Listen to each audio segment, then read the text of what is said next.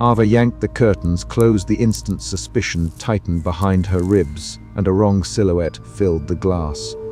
She slammed the fabric against the frame and heard the television snap into an emergency overlay at the same second. The overlay text ordered all citizens to obscure exposed glass after midnight. The operator's voice read the directive in a level, sealed tone. Containment protocol. Suspicion drove her hands Directive. faster than reasoning. She pressed both palms to the curtain, felt the damp print of sweat, and kept watching the window through the cloth. She moved without ceremony. Ava grabbed the roll of window tape from the kitchen counter with one hand and an LED flashlight with the other. She had a wedding band on her left hand that slid against the tape roll as she tore a strip. The apartment smelled of cold laundry and vinyl. Her wristwatch read 117 when the TV showed 3 urban incident thumbnails and a data crawl. Panes breached, occupants missing, reflection anomalies recorded. The operator's voice listed addresses in plain cadence. Ava stared at the crawl and at the strip of silver tape and felt urgency shift under suspicion into a strict, practical fear. Cover every window, the broadcast told the city in flat syllables. The voice sounded like a man who had practiced calm until the edges of his sentences lost shape. It carried a faint signal hiss under each clause. Ava set the flashlight on the sill and laid down the first long strip. She worked methodically, smoothing tape until the glass held a matte gray line where the strip met another. She counted breaths in even measures. The concrete problem at hand was simple. The pane showed something it should not, and the instruction from the overlay made the threat collective, not only hers. She pulled the second strip and heard a knock through the thin apartment wall. It was 3 soft raps, then an urgent pound. Ava left the window half covered and opened the door a crack. Marco Reyes stood in the hallway with his jacket buttoned wrong, face pale, a travel mug in his hand gone cold. Ava, he said, voice sharp, "They are on the landing." Mirrors, windows. You saw it. He moved closer without waiting for permission. Ava lifted the flap of the door and said, "Yes." My living room window, there was a person in the reflection. Her pulse ratcheted up with each word. Marco rubbed his forehead with his free hand.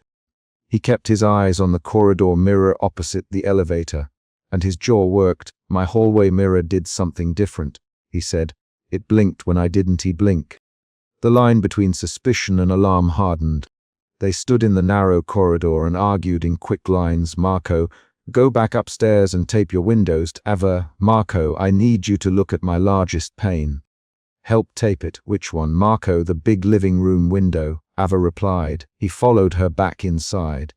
In the apartment they worked like a pair of technicians. Ava handed Marco a folded directive card. Marco, read the instructions aloud in clipped syllables. Tape horizontally first, then cross over vertical seams, he said. Keep an eye on reflections while you work. They spoke in short, guarded sentences. Their dialogue pressed new information into the room. Where the broadcasts had flagged incidents, which floors reported movement in closed apartments, and that cameras had captured reflections behaving as if from another interior. They reached the largest pane and began to tape the edges. Ava smoothed each strip with both hands. Marco's phone buzzed. He glanced at the screen and said, "There's a building camera feed from the 5th floor. It shows something in an apartment that was empty at 7 p.m. Ava him to bring the feed to the tablet." They hooked the tablet to the television with a spare HDMI cable. The operator's overlay receded into a smaller window, while the live feed filled the screen. On the feed a dark rectangular window brightened. A featureless silhouette detached from the reflection and leaned forward. The figure's movements lagged behind the person's actions in the adjacent apartment by a fraction of a second. Marco swore under his breath and said, "That's not right." Ava kept her hands moving. Their emotional state shifted again. Duty replaced the earlier panic. They taped faster. Ava pressed her cheek to the pane for a single, rational check. The glass showed their apartment's living room and also an impossible interior, a couch with a different lamp, a painting that did not exist in their unit. The other interior responded to their movement with a delayed copy. Ava felt nausea. She shoved her palm flat against the tape and said, "It copied me." Marco set his jaw and said, We can rely on sheets alone. We need full blackout. He left to fetch dark blankets from the spare bedroom. They worked in silence as the operator read another list of cases across the city. The broadcast enumerated survival rules in numbered lines. Obscure glass, avoid mirrors facing corridors, do not look into reflective surfaces for longer than 5 seconds. Each directive carried a mechanical finality. Ava heard the operator add, in the same voice, a clipped sentence that cut the room. Do not engage reflected movement. The rule fell into place with the weight of a regulation. Ava's neighbor, Marco, returned carrying 2 heavy blankets. He set them on the sill and helped fold the first over the glass. They pinned a blanket with tape. As they worked, a legalistic sub-feed displayed schematics that showed how reflections chain along angles. The live feed showed another apartment 2 blocks away, where a figure appeared in the pane at the exact moment the occupant left hours earlier. Marco whispered, so it hops. He lifted his chin and looked at Ava. Ava had to make a call. She could tape and leave, or she could inspect each reflective surface in the hallway. The operator had recommended evacuation corridors, but the overlay's coordinates were incomplete. The message stuttered and left gaps. Ava ran her fingertip along the seam of taped blankets and felt small beads of sweat on the pad of her finger. She chose to stay and finish sealing the largest pane. Marco protested. They exchanged 3 short lines of fast dialogue, argument compressed into urgent utility. Marco, help me, pull the blanket tight. Ava. We should go downstairs and check the stairwell. No. I want to open the door until this pane is done. Their exchange lasted less than a minute but shifted both of them again, from compliance to stubborn containment. Marco clipped the edge of the blanket. He hesitated and then said, if you go missing, I'm calling the operator feed. Ava him not to use his phone near glass. They stepped back to evaluate the blackout. For a moment, the taped blanket read as a solid matte field. Then a slight bulge pushed outward against the fabric from the glass. Marco's hand tightened on the roll of tape. Ava, do you see that? He nodded, then reached in slowly and pressed a finger against the blanket where the bulge was smallest. The fabric yielded to a cool pressure that felt like a hand on the other side.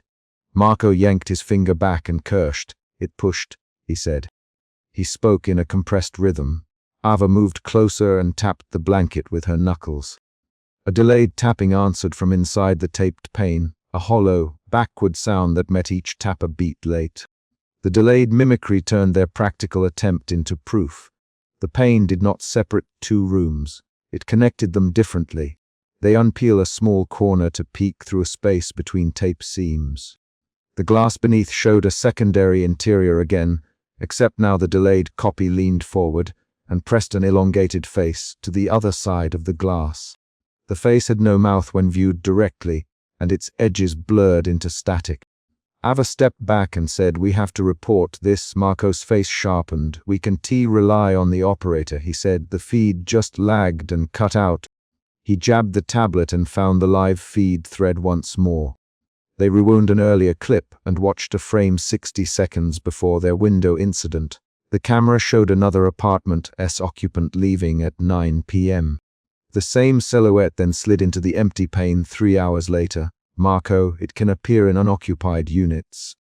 It doesn't need a host there. The new understanding landed as a concrete rule. The entity used reflections as vantage points, not only the presence of a person. Ava's breathing shortened. She moved to the hallway window to check the reflection of the stairwell. At the stairwell landing, Mrs. Klein from 4B stood shaking, clutching a scarf. My mirror followed me, she told them. I looked away and the reflection looked at the window, her voice cut in short sentences. She her name and repeated, I ran. The arrival of a named neighbor changed the room's focus. Her fear did not let the group hide behind procedure. They debated evacuation again. The operator's overlay attempted to publish an evacuation corridor, but the map shredded across the screen into static. Transmission cuts turned the otherwise orderly broadcast into stutters. Stand by for corridor maps, the operator said. Then the signal pulsed and dropped. Ava felt blind without the complete instruction. She moved to tape the final corner with hands that trembled. As Ava positioned the last strip, The reflection in the pane separated into a second, darker surface that moved forward independently. The neighbor, Mrs. Klein, screamed and lunged toward the glass. Marco reached for her and grabbed her forearm. The neighbor's body went rigid and then slipped sideways. Her sneakers scraped on the floor, and she vanished into the reflection as if pulled through a membrane. The glass held only static where her shape had been. The apartment fell into a shred of noise and a thin, intolerable silence. Ava dropped the tape roll. She grabbed the sill and leaned in until her forehead nearly touched the blanket. She called, "Mrs. Klein!" In short bursts. Marco pounded the tablet screen and cursed at the frozen frames. The operator's voice returned on a thin thread and said, "Containment in process." Then the feed sputtered and produced an error symbol. The building lobby filled with a chorus of frantic footsteps and low, sharp calls. Neighbors shouted names. Ava felt a new emotion compress her wrists. It was not only fear but a functioning numbness that made her hands steady. She moved to the window and began to pull the blanket back just enough to see the glass. The pane's surface showed the opposite room empty, and then, a fraction of a second later, an outline of Mrs. Klein frozen in the pose she had been taken in. Her mouth was absent in that outline. Ava pressed her thumb to the glass and felt a faint static snap under the pad. Marco spoke in short lines. "We need footage. We need evidence. Operator, where are evacuation corridors?" His voice carried to the TV in the next room, where the overlay had returned, fragmented, incomplete. The operator read a partial list, and then the line ended in a low, frequency hum that made the room vibrate. The broadcast faltered again. The incomplete instructions forced Ava and Marco to make practical choices without institutional support. They split tasks. Marco ran to the stairwell to warn others. Ava grabbed a small metal clipboard and the folded directive card from the operator's segment and began to log times, observed movement, and the sequence of window behavior. She wrote in short factual lines, "Zandra 12, silhouette observed, Zandra 17, operator overlay, Zandra 19, Mrs. Klein pulled into pain." The act of recording anchored her. She read her notes aloud to Marco as he returned with two more residents, Clara and Yusuf, who had come down from neighboring units. "Clara, my child's mirror in the hallway tilted when he wasn't there," Yusuf added. "My bathroom mirror fogged and showed a different sink." Their voices snapped into the conversation. The three of them exchanged quick dialogue. "Clara, where did you put the dresser?" "Yusuf, did you lock the hall door?" "Marco, did you see any cameras pick up the transfer?" Each reply delivered new facts that shifted decisions. Ava instructed them in short commands. "Block the stairwell mirrors now. No cameras at windows. Move blindfolds for infants." An unexpected reveal arrived when Marco checked the building camera archive deeper. He found footage from 2 weeks prior showing a maintenance worker cleaning a window and leaving a sticker on the glass. The sticker's adhesive had peeled to form a small, dull circle. In the current footage, that same circle pulsed with a tiny red point at its center at 107. "Marco, it marks contact points." "Clara, who put that sticker?" Marco answered, "The building sent maintenance last month. Lucas did the work. That concrete identification changed the investigation." The entity favored small reflective imperfections. They organized neighbors into teams to seal windows and cover mirrors. Each group worked under fast commands and brief exchanges. Ava assigned roles. Marco, stairwell; Clara, corridor; Yusuf, roof exit. "I'll stay with the living room and the log." Their short directives produced motion. The operator's overlay returned with a clipped containment protocol, but then the image tore into static again. The partial protocol recommended they transport any impacted occupant to Site 3B, but the address was incomplete. The broadcast's falter forced neighbors to prioritize what they could. Immediate sealing. Ava instructed people to avoid gazing into any reflection longer than a blink. She spoke in short sentences. "Look away after 3 beats," she said. "If a reflection delays, do not touch the surface." People obeyed. The building's energy spun between motion and silence as teams moved like machines. At the stairwell, Marco and Yusuf taped over a communal mirror while Clara banged on doors and told occupants to stay in rooms with blackout coverings. Half an hour into their efforts, The tablet pinged with a new feed. It originated from a security camera in a distant block and showed a lobby exactly like theirs. The same floor plan, the same stairwell mirror, the same peeling sticker. A hand reached into the frame and placed a sheet across a window. The hand wore a lapel pin. The image stuttered and a small emblem flared red in the reflection before the feed collapsed. Ava froze. She recognized the lapel pin. The same insignia the transmission operator had on his uniform in older broadcast stills. The twist shifted the room's understanding. The operator's institution might be connected to the movement of reflections rather than purely attempting to stop them. Questions multiplied aloud. Why would maintenance mark windows? Clara, why would the operator's insignia appear in a distant live clip? Yusuf replied, maybe they are tracking it, Marco. Maybe they retracking and something else uses the tracking to move.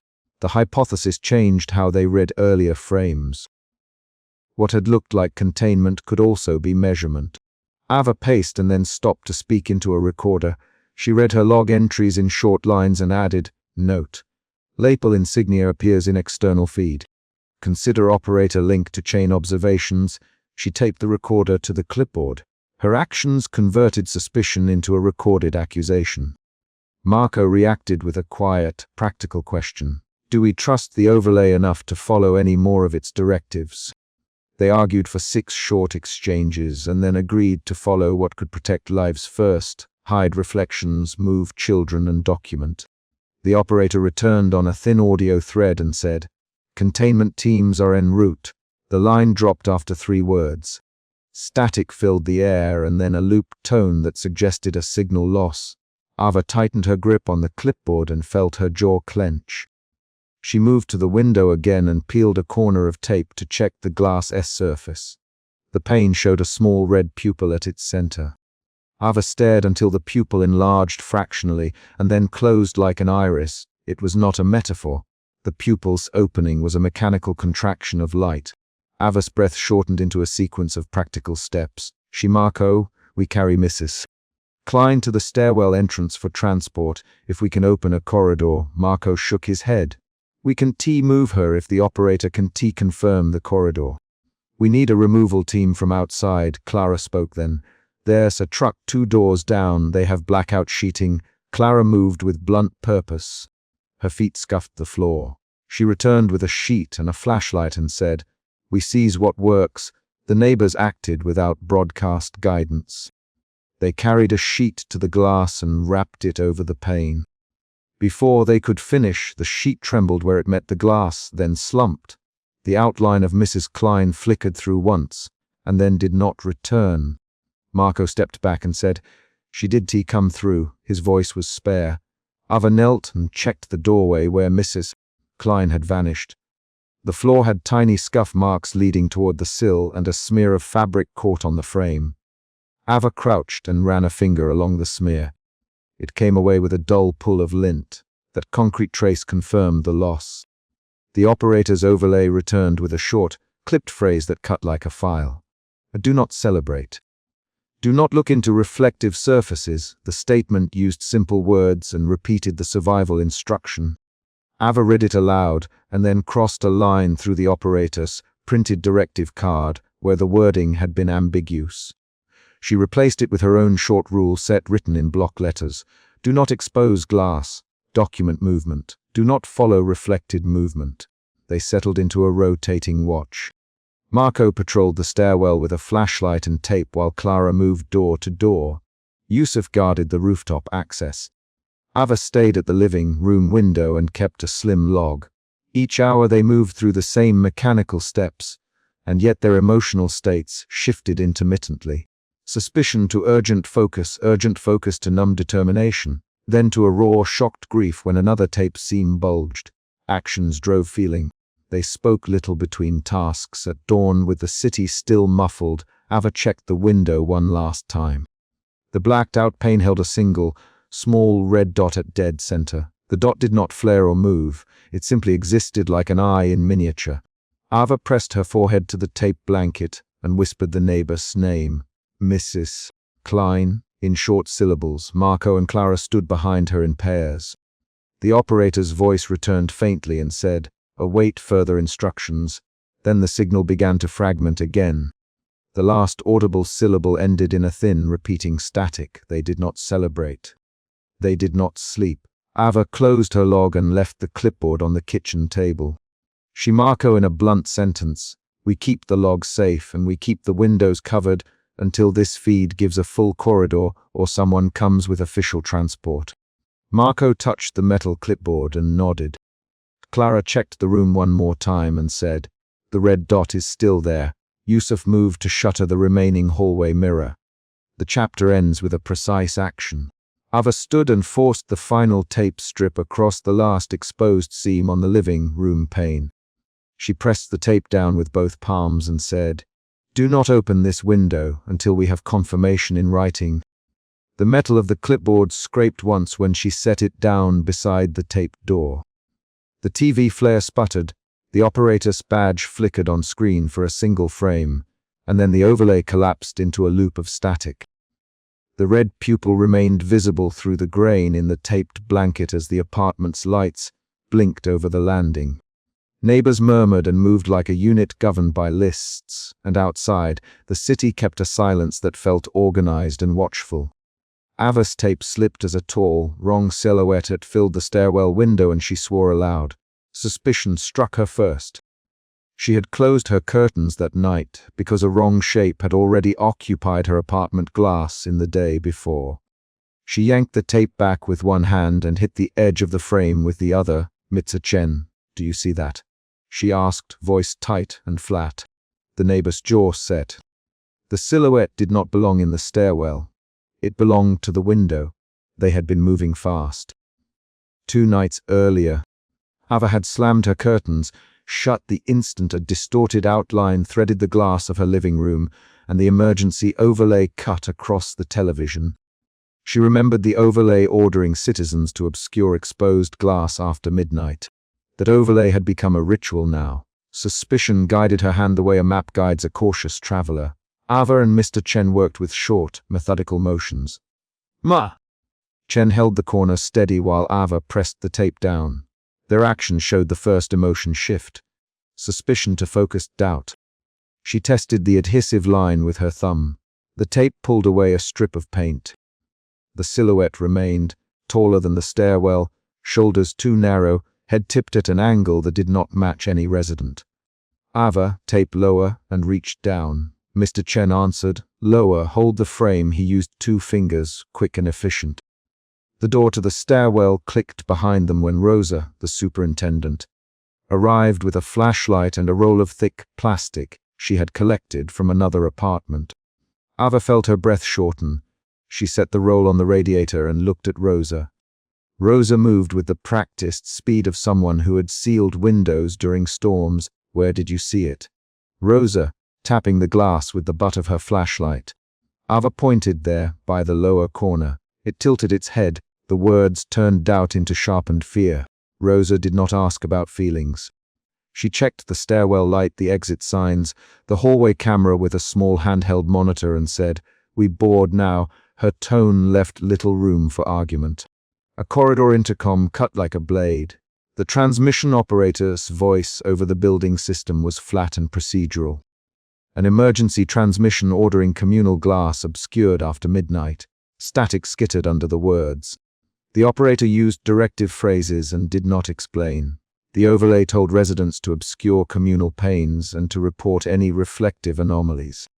The announcement made the building move from unease to coordinated action. People gathered by the lobby. McGill, a young tenant who used the stairwell phone to place food orders, stood with his arms folded and a phone in his hand. He tapped the screen and lifted a strip of tape across a small hallway pane with one finger. "Just a peek," he said. His voice was short. Ava watched him lift the tape and saw his face go slack the moment he looked. He mouthed, and the hallway behind him did not match the streetscape in the glass. McGill's quick action introduced the second emotion shift. Doubt to alarm. He slammed the tape back down. "McGill, you idiot." Rosa snapped, "What did you see?" McGill couldn't form a full sentence. "Different street," he said, "not our courtyard. Cars moving wrong." A store that isn't there. His words made other residents lean forward and press fingers to their mouths. Ava took out her small LED flashlight and scanned the corridor.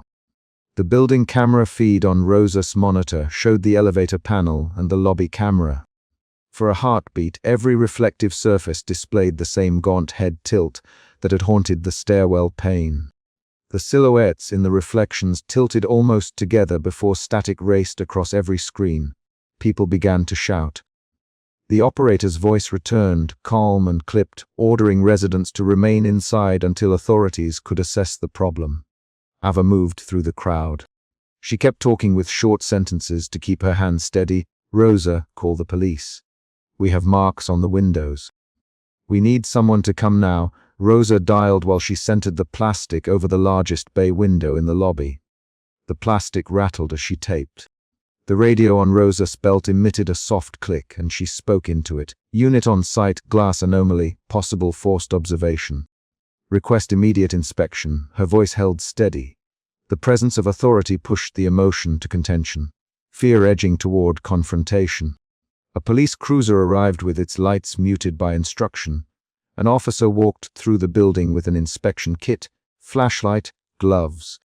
He bent to check the interior surface of a small hallway pane and frowned. Smeared heat marks, he reported, no fingerprints. No residue on tape. He touched the smear with a gloved finger. His glove came away clean. He took a swab and placed it into a packet. We need statements, he said. Start at the lobby. Residents supplied short lines. Name and where they saw the figure. McGill's statement contained the most detail and the least confidence. I lifted the tape, and the glass showed cars moving the wrong way. I dropped it and it was gone. The officer wrote it down with a terse scratch of his pen. People argued in low, quick bursts. Why would it show another street? McGill demanded, because it's looking for a way in. Rosa, or it's testing mirrors. Chen offered. The transmission operator's announcement cut through the argument with a dry procedural directive. Document only. Do not transmit images to outside networks. The instruction created a fresh split.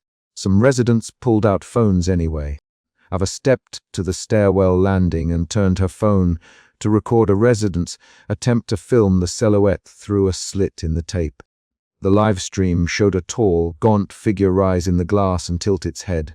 Someone in the crowd breathed, there, and hands went up to point. The stream ran live for 38 seconds. Then, when the phone replayed the clip after the feed ended, the video showed only static. The audio remained, faint old interference and a low hum like a machine cooling. The demonstration moved the building from shared alarm into suspicion of technology. The officer asked to keep the phone as evidence. We will submit it for analysis. He returned it 20 minutes later and handed it back with a note taped to the case. No image present on playback. Submission returned incomplete. His face registered frustration. The residents exchanged looks. Ava's hands clenched and unclenched. Her breath pressed shallow into her chest. One of the young tenants, Rosa, called him Miguel again. He argued with the officer in a quick burst of lines. You saw it. You saw it on the feed. Miguel, calm down. The officer said we need statements, not speculation. I didn't make it up. Miguel. I lifted tape and the glass showed something else. The courtyard was wrong. Write it down then. The officer replied, write it down and don't post it. The exchange had 6 short lines and rose in speed before settling. The argument showed how residents split between compliance and urgent need to warn others. Later, on the elevator monitor, the same gaunt shape blinked into being across a high-rise window facing the courtyard. Matching the tilt and head movement the stairwell had shown. The building's camera recorded the mirror, like panel on an opposite tower, and several residents shouted that they saw the same figure across different surfaces at once. Look at the monitor, Chen called. It's across the courtyard. Ava leaned in and saw it move its head before a band of static erased the feed. She lifted her hand and pressed it flat to the glass near her own face. The reflection returned only her palm and the flash of the corridor light. They tried to document the simultaneous reflections. Someone placed their phone up to the elevator monitor and streamed the monitor's feed. The live transmission showed the figure clearly for 6 heartbeats. Then it fell apart into white noise. When the clip was saved and replayed, there was nothing but snow. The incapacity of devices to hold an image introduced the third emotion shift, alarm to helplessness. Residents who had tried to record felt exposed. Their recording failed to verify what their eyes had seen. The operator's voice spoke through the intercom again, calm and precise. Residents must not transmit images of reflective anomalies. Report location and time only. Bandwidth closures may be enforced. The directive used bureaucratic language to push down panic and force behavior. The room filled with movement as people sealed small panes, drew blinds and lowered makeshift sheets over framed pictures. The act of covering turned helplessness into action. People moved with a new, grim focus. Ava met Rosa in the lobby by the large boarded bay window. They worked in quick rhythm. Rosa handed Ava a strip of tape and said, "Press hard, seal the seams." Ava pressed until the tape left adhesive on her palm and felt the skin pull. She placed her folded palm flat against the tape to burnish the edge. Her hands trembled, but her motions stayed businesslike. The tremor in her fingers showed fear turning into a controlled, urgent determination. At 30 seconds to midnight, the bay window synchronized with the stairwell pane. The gaunt silhouette appeared, head tilt precise, and raised a hand to the glass on its side.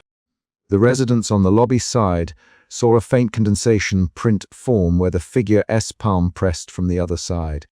Miguel, drawn too near, reached out as if to match the movement. His hand landed on the interior surface and stuck for a second. Then the figure's pressure increased. Miguel let out a sound that was halfway between a grunt and a shout. "Miguel!" Ava screamed. The climax arrived as the silhouette pushed. The tape at the bay window sheared at the seam. A strip of adhesive refused to hold. Miguel's fingers went white around the edge of the tape. People grabbed at him. The figure's palm left a smear of fog on the inside glass, and then a violent tug yanked Miguel forward against his will. He grabbed at the frame. His sneaker scraped the tile. Rosa slammed her shoulder into his chest and missed half of his weight. The figure seemed to pull through the glass like a current. For 3 ragged seconds, Miguel's torso crossed the plane. Then he was gone. The only proof left was a patch of smeared fog and the tape torn into a ragged strip. Someone in the crowd screamed. A low, official voice snapped over the intercom. The transmission operator's voice issued an evacuation directive and a clear, procedural order to move residents to designated safe points. Panic flared into immediate motion. Rosa barked orders, "Move back! Back now! Take only what you need!" Her voice cut through the noise. Residents gathered small bags and pulled on coats. The officer shouted, "One at a time! Keep clear of windows!" People obeyed, hands shaking while they grabbed keys and small valuables. Ava reached for Miguel's phone where it had fallen near the baseboard. It lay face down and warm. She turned it over and saw a smear of condensation on the screen, as if someone had breathed on it recently. In the stairwell, people pressed against the walls and moved in single file. The operator's recorded directives looped under the hum of the emergency lights. The transmission operator spoke in clipped sentences, instructing residents to report to the center point and to keep window coverings intact. The evacuation felt enforced and hollow. Residents moved with the resignation of people who had followed rules and still lost something. Ava stayed until the last residents left. She resealed her apartment windows with trembling hands inside the doorway. She laid the plastic across the frame, then taped along the edges with precise, repeated motions. Her fingers lined the tape in neat strips. Her breathing was shallow and controlled. The last emotion shift came. Fear became resigned precaution. She finished the final strip and smoothed it down. She held the taped roll against the glass one more time and noticed a tiny red fleck embedded in the sheet where the tape overlapped, like a pupil turned sideways. The fleck sat at the seam between 2 layers. Ava reached out with a finger and did not touch it. She held the roll in both hands and felt the paper of the tape give under her grip. Her wrist bloom of sweat collected under the band of her watch. The city outside was muffled by the plastic, but headlights still cut lines through the make-shift barrier. The operator's loop continued over the intercom. Do not remove coverings. Await transport to the central screening area. Remain calm and comply. Do not transmit images. Ava placed the taped roll into a small shopping bag and set the bag by the door. She looked at Rosa and said, "We should check the other apartments for any signs." Rosa nodded. "We will check," she said. "You go with the evacuation line now. Do not go back for anything else." Ava stepped toward the stairwell and then paused. She turned and pressed the palm of her hand to the plastic over the window. Her finger left a faint smear on the inside surface. She whispered, "Miguel, hang on," and then left without looking back. The next moment was a small, precise decision. She picked up Miguel's phone from where she left it and slipped it into her coat pocket before joining the others. Outside in the doorway, emergency personnel ushered residents onto a cordoned truck. The building lights threw hard shadows over faces. Ava handed the roll and the phone to an officer who took them with gloved hands. The officer wrote down her name and the time. He did not meet her eyes. She kept her voice low and gave only the necessary details. The officer's pen scratched as he recorded her statement. As the transport pulled away, Ava kept her hands in her coat pockets. She felt the paper of the tape under her fingertips through the bag. The red fleck sat behind layers of plastic. A small, impossible detail that suggested observation continued even when covered. She thought of the stairwell silhouette and of the way the reflection had matched other windows across the courtyard. The thought moved from fear into a cold clarity. The surfaces themselves were the vantage points. At the screening center, residents filed in and were processed. Ava gave another statement. She described the stairwell pane, the head tilt, Miguel lifting the tape, the simultaneous reflection on the elevator monitor, and the way the phone stream had shown the figure live but not on saved playback. The interviewer wrote in tight, neat lines and asked short questions. Mrs. Harper from the 10th floor sat near Ava and repeated, "It mimicked my head. It matched me when I looked away." Ava nodded. The repetition of events made the danger concrete and communal. Commands came in that night in staccato updates from the operator and the officers. Testing teams were deployed to examine surfaces and to attempt recordings under controlled conditions.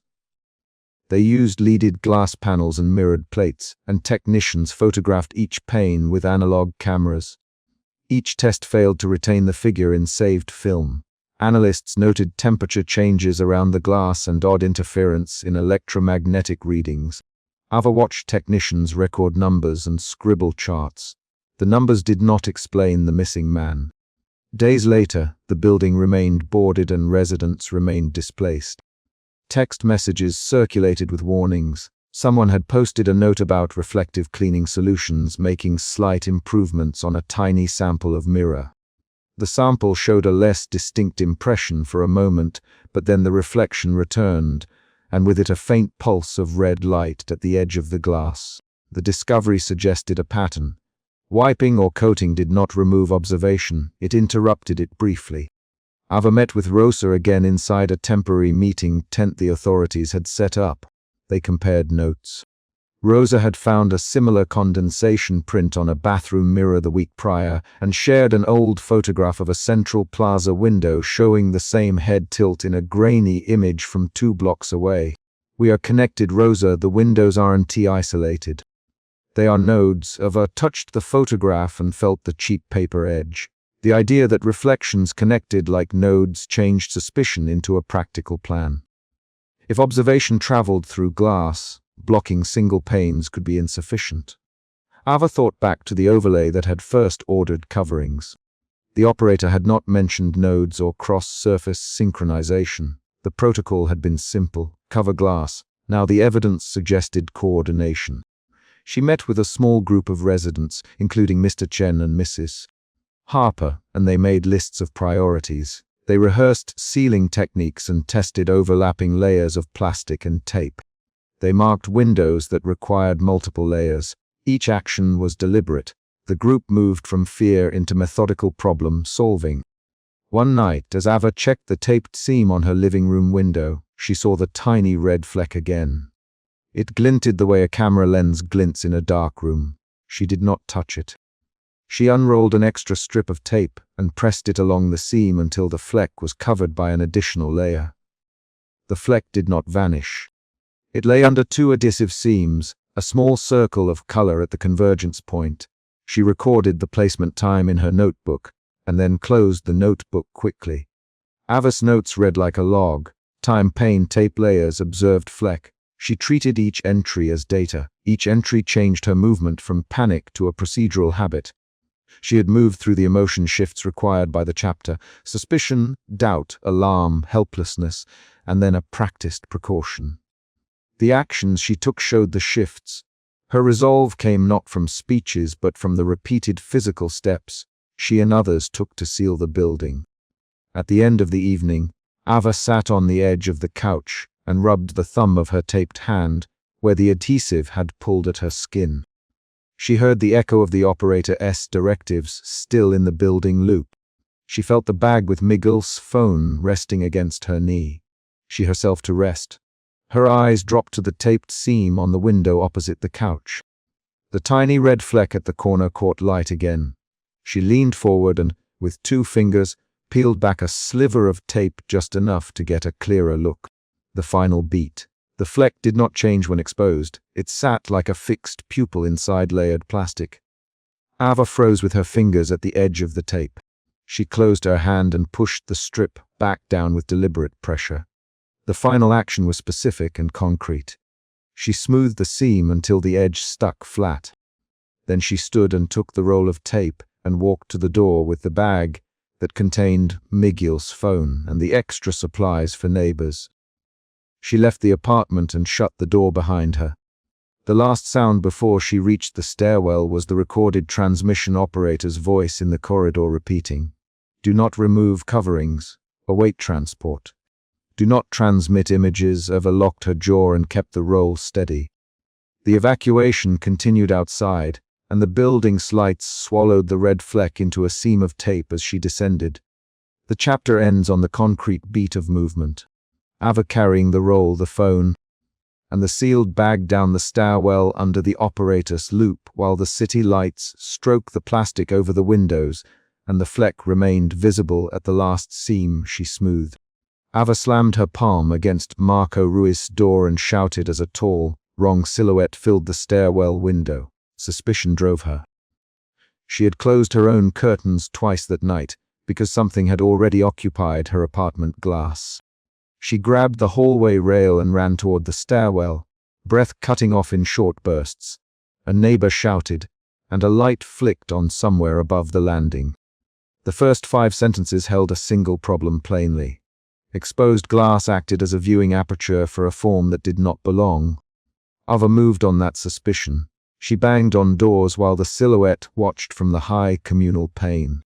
The stairwell filled with rapid footsteps, and the smell of cold laundry from jackets hung in the lobby.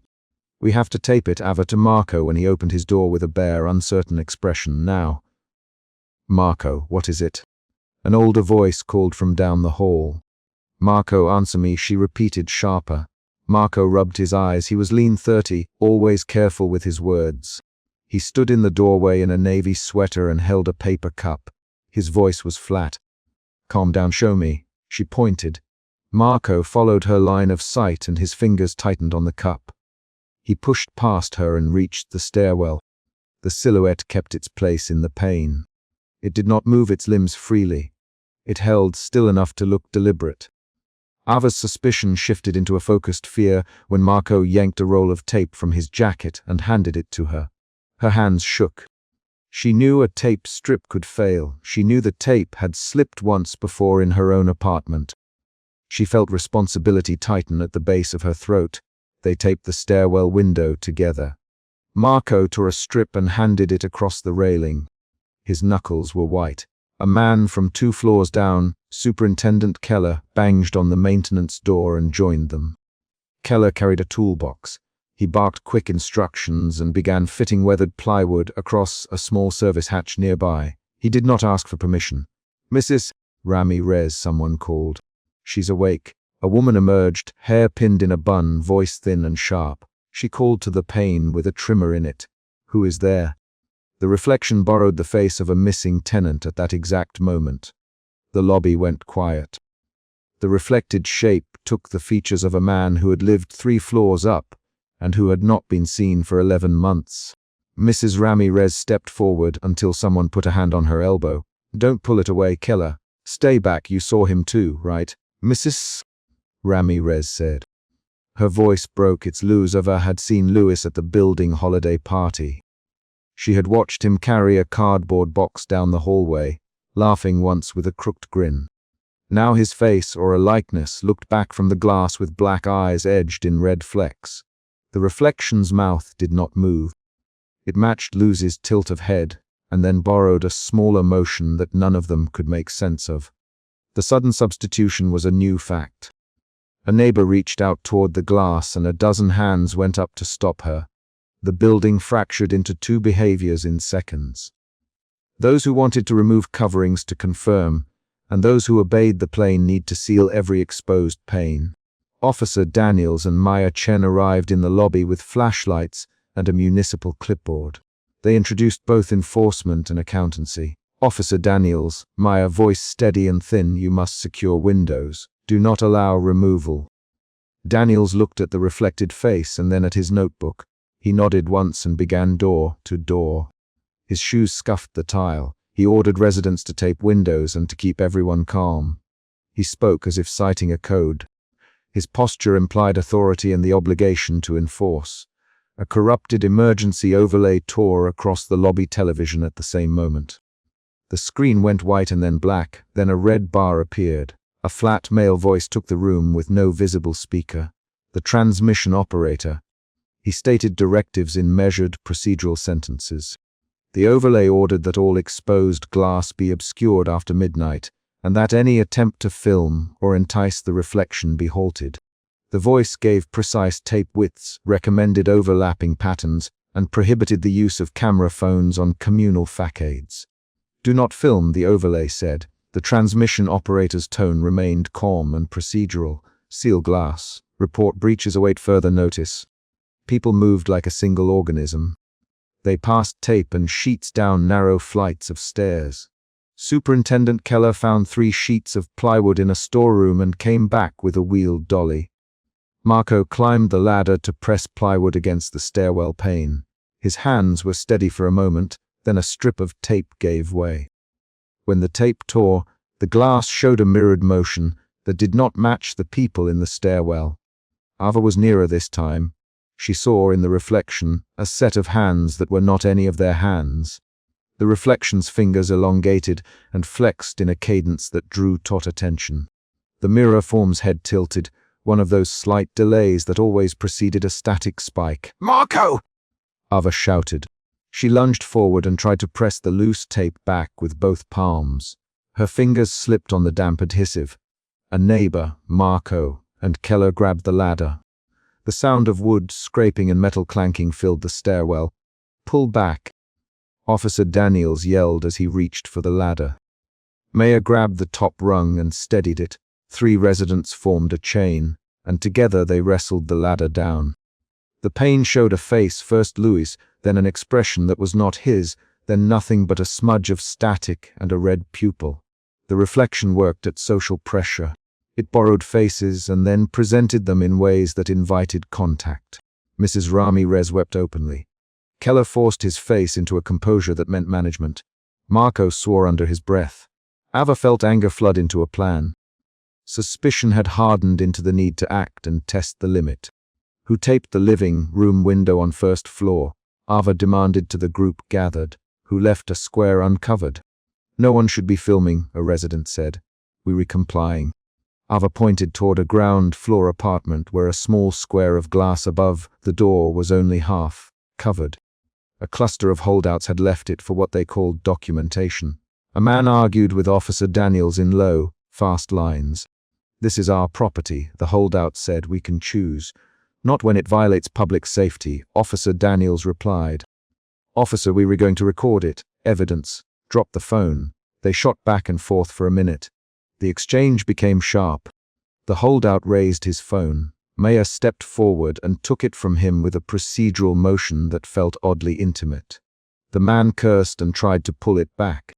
That led to 3 quick lines of back and forth between the man, Maya, and Officer Daniels.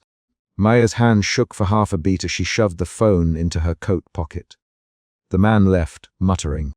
The building divided along a single, brittle seam of trust. Compliance versus curiosity. Ava used the split. She gathered a small team. Marco, Superintendent Keller, and a reluctant Mrs. Ramirez. They carried a sheet to the living room window and began to work in tight silence. Conversation in the lobby shifted to updates and instructions from the overlay. The transmission operator repeated measured lines. Required overlapping tape technique, how to treat reflective surfaces like active sensors, and the instruction to cut small ventilation slits only at designated points. One square uncovered, Ava while pressing tape into the corner. She kept tape tight, hands working in short, clean movements. That small square is the problem. The reflection finds edges. Why edge? Marco voice low. Because it can hook a room through a gap, Ava answered. It tests the boundary. They worked together. The action portion of that hour became focused. Tape, press, smooth, reinforce. Short, decisive words passed between them. The residents' chatter thinned to procedural murmurs. The reflection, however, changed tactics. It reached for identity rather than for motion. In the lobby window it took the precise features of Louise and timed a blink that none of them had made. A grieving neighbor stepped forward and asked to see. Her name was Mrs. Ramirez. She moved as if she could retrieve a body from a surface. Supervisor Keller's palms tightened on a piece of masking tape. Don T. Keller to her. This is not the way, it's him, she said. I know, Louis. Keller moved his body in front of her. He spoke then, slow, Mrs. Ramirez. Keep back. We do not remove coverings. She stopped, but only because 2 officers anchored her shoulders. Her fingers dug into their sleeves. The reflection matched her throat muscles and then gave the faintest tilt of head. A static spike tore across the glass. It was not sound so much as an interference that made the television overlay shiver. Ava felt desperation rise into decisiveness. Suspicion had brought her to the stairwell. Fear was now immediate and blunt. She made a choice she had not rehearsed. She stepped back to her boarded living room window and peeled a single, small square of tape away. Her hands were steady in the way of someone who had rehearsed an awkward movement 1,000 times in her mind. Don't, Marco, stop, Keller. Wait, Mrs. Ramirez whispered. Ava uncovered the square. Her breath fogged the glass. She saw a face there that matched the tilt of her hand. The reflection locked eyes with her. For a sliver of a second it matched her, and then it used the moment to do something else. It surged outward. Ava reached to press the uncovered square back onto the glass to stop the motion. Her palm met a pressure that felt like someone pushing from the other side. The reflection's hand, dark, elongated, closed over a space where her fingers would be if they had gone through the pane. She felt a cold pressure against her skin, as if glass had become membrane and a different force sought purchase. Pull her back! Marco shouted. Marco, Keller, and 2 neighbors yanked Ava away. Her wrist scraped the tape and a layer of knuckle skin came off. Someone shoved plywood into place while another resident pressed a sheet against the window. The reflection recoiled in the pane. It did not strike back. Instead it folded into a pattern of small, shivering static and left behind one clear sign. A thin oval of missing tape where Ava had pried. Ava sat on the stoop with a forearm bleeding along the wrist. Her shirt had a small smear of red near the cuff. She breathed in sharp, measured sounds. Marco held a paper towel to her wrist with a look that said more than words. Keller checked the edges of the plywood and cursed under his breath at a screw that had popped. The transmission operator returned to the overlay and issued containment rules. His voice gave exact steps for emergency sealing. A triple, layer tape pattern, reinforced cross, bracing for large panes, and designated watches for 10-minute intervals to ensure no strips loosened. He also warned that any attempt to provoke the reflection by uncovering panes would increase observation frequency. The overlay instructed the building to nominate 2 residents as monitors and to submit a written report within 2 hours. Ava wrote her statement with a ballpoint on the back of a directive card. Maya took the card and copied the details into a municipal tablet. She read Ava's short report aloud into the broadcast feed in a clipped voice so the transmission operator could archive it. Ava Morales reported a near breach at 0 hour Maya. Her tone was the same procedural tone the overlay used. Officer Daniels organized the monitors. He chose Marco and Superintendent Keller for the first shift. Marco protested, but Daniels cut him off with a firm line. "You taped the ladder," he said. "You'll watch." Marco nodded. He sat and wrapped his fingers around a thermos. He one small joke that made Ava manage a weak laugh. She did not rise to comfort him. She kept her wrist on her knee and glanced at every reflective surface in the lobby. Night descended with the practiced motions of people who had rehearsed compliance. Plywood glinted dull gray. Tape ran in neat strips like seams on a garment. The overlay faded to a low, frequency alert tone that looped beneath the transmission operator's last instructions. The building had resembled a unitary organism that would not allow a single pane to remain uncovered. When dawn hovered on the edge of the city, the reflection retreated from the big windows and began to appear in minor surfaces across the street. A cracked storefront window caught a flash, a tiny red pupil in a distant reflection that no one in the building noticed. The presence had not disappeared, it had migrated into a net of small reflective points. It moved from one shard to the next. Ava watched but did not stand. She had blood, and that anchored her to a single factual pane. "Louis wasn't taken because we ignored him," Mrs. Ramirez said to Ava in the kitchen doorway. "We made choices." "Choices?" Ava echoed. She touched the tape over her wound and grimaced. "We made choices to seal, not to expose." Keller hammered the last board into place with a rapid set of blows. He wiped his palm on his pants afterward and looked at the list of names Maya had handed him. Officer Daniels distributed other duties across the building. They reasserted order by moving items that could reflect light. Hanging quilts over glass-fronted frames, turning televisions to face walls, and turning off cluster lamps. A municipal truck idled outside, and 2 city workers stepped down with crates of cut plywood. They wore gray uniforms with a faded emblem and worked in pairs with quiet efficiency. The transmission operator oversaw their placement through the overlay while a technician at the municipal office fed confirmation pings back into the system. Ava found a quiet moment on the stoop at first light. The city was waking, and the building had the tired posture of a place that had gone through a drill. Marco sat a few steps away, thermos in hand. "He nothing for a while. You okay, Marco?" "I'm okay, Ava." She touched her wrist. Her fingers smudged an adhesive line of tape. "I shouldn't have peeled it. You did what you thought was right, Marco." "No, Ava. I acted." Her words were short and precise. Action and responsibility were the same thing now. They both rose. Transmission logs recorded the events and labeled them with time stamps and witness names. The overlay concluded with a procedural epilogue. The transmission operator announced that the reflection had retreated into secondary surfaces and that a citywide observation protocol would begin at dawn. He signed off with a calm instruction: maintain seals, rotate watchers, submit photographic confirmation of all sealed panes to the municipal feed. As the first buses moved down the avenue, a city worker tipped a crate and a small sheet of glass rolled free. It caught sunlight and showed, for a half second, a tiny red pupil. An elderly man walking past did not slow. A child pointed and then lost interest. The camera on a distant rooftop recorded the tiny reflection as the municipal overlay stored another file labeled "Continued observation required." Ava stood and walked to the street. She watched the cracked storefront across the road. The pupil blinked in the distant glass. She held the pane in her wrist like evidence. She had changed several things that night. She had pushed neighbors to act. She had peeled tape to test the boundary, and she had been nearly taken. Ava moved back inside and found Maya at the management table, red pen in hand. Maya handed Ava a paper with a line to sign acknowledging the building's compliance with new municipal sealing procedures. The line was formal and abrupt. Ava signed. Her signature was a quick stroke. She felt relief, but it tasted like paper. The final recorded event of the chapter came suddenly and concretely.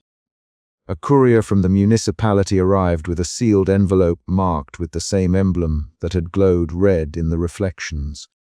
The transmission operator's voice played through the lobby overlay as the envelope was opened. Inside was a small card with a set of additional steps and an order.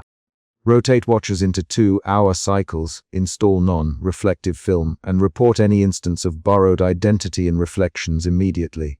Rotate watchers, Officer Daniels read aloud. 2 hours documented. Non-reflective film will be installed within 24 hours. Ava folded the card and slipped it into her pocket. She looked at Marco and Keller. The three of them had altered one small building's fate. They had enforced a temporary containment that would hold as long as people obeyed and as long as no one peeled at a seal.